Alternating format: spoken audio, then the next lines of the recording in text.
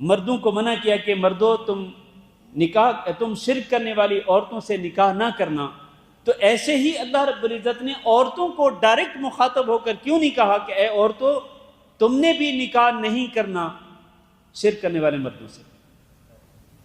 وجہ کیا ہے؟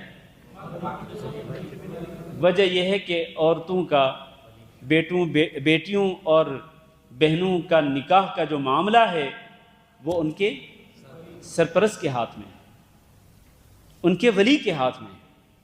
کوئی بھی عورت اپنے طور پر نکاح نہیں کر سکتی، کوئی بھی عورت، کوئی بھی لڑکی اپنے طور پر نکاح نہیں کر سکتی۔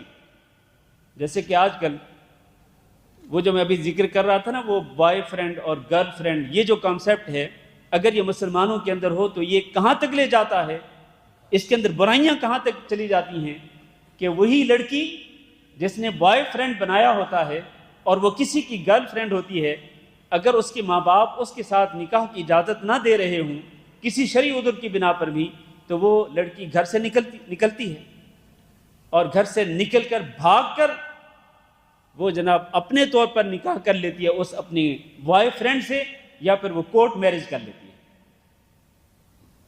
اپنے طور پر نکاح کرنے والی لڑکی کا نکاح باطل ہے، کورٹ میرج باطل ہے، اس کی شرعاً کوئی حیثیت نہیں۔ اللہ کے نبی صلی اللہ علیہ وسلم نے فرمایا کہ لا نکاح الا بولی، نکاح نہیں ہوتا مگر ولی کے ساتھ۔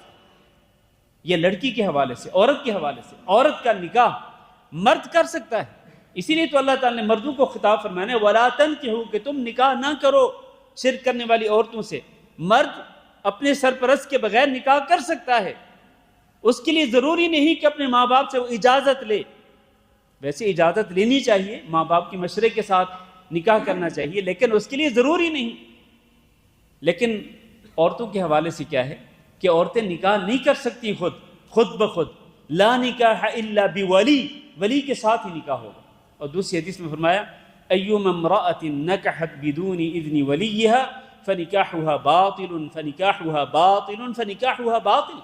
کوئی بھی عورت جو اپنے ولی کی اجازت کے بغیر نکاح کرے اس کا نکاح باطل ہے، اس کا نکاح باطل ہے، اس کا نکاح باطل ہے۔ 3 مرتبہ ارشاد فرمایا، اس نکاح کی شرعی طور پر کوئی حیثیت نہیں۔